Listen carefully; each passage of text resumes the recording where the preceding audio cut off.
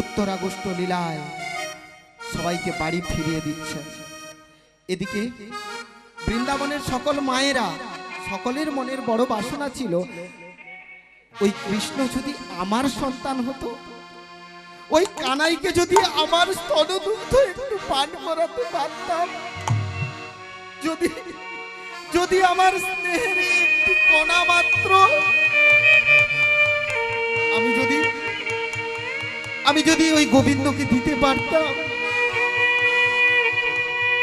ধীরে ধীরে ধীরে ধীরে সকলের মনোবাসনা পূর্ণ করলেন।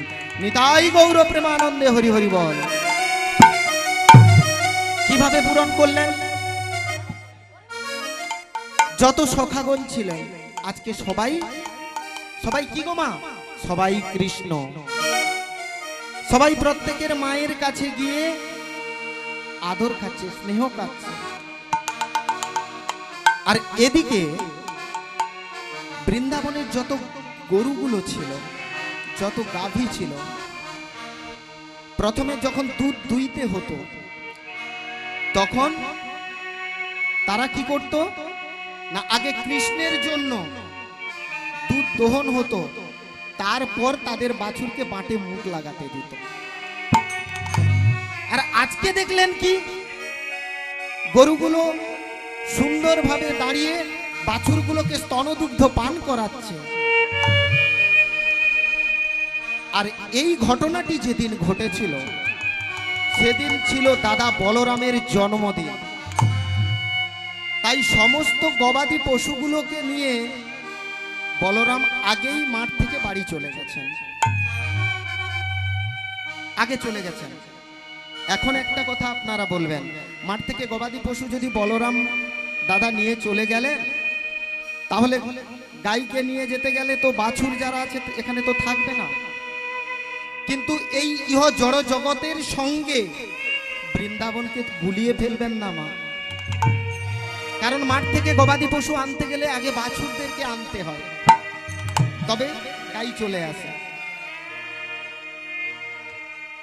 বাছুরকে আনতে হয়। আর এখানে লীলাভূমি, আগে গাভীগুলো চলে এসছে, তারপরে বাছুর চলে এসছে। এই দৃশ্যটি দেখার পর বাড়িতে থেকে এই দৃশ্য যখন দেখছে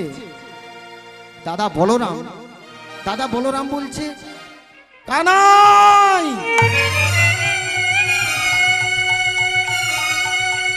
আমি একই দেখছি, আজকে প্রত্যেকের বাড়িতে তুই চুপ চুপ চুপ চুপ চুপ। দাদা, যা দেখেছো তুমি দেখেছো, কাউকে বলো না। যা দেখেছো তুমি দেখেছো, কাউকে বলো না।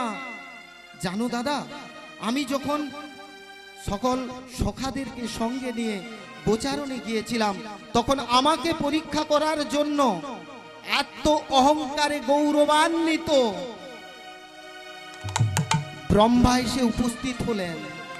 আর ব্রহ্মা আমি স্বয়ং ভগবান কিনা দেখার জন্য আমার সকল সখাগণ এবং গবাদি পশুগুলোকে চুরি করে নিয়েছে।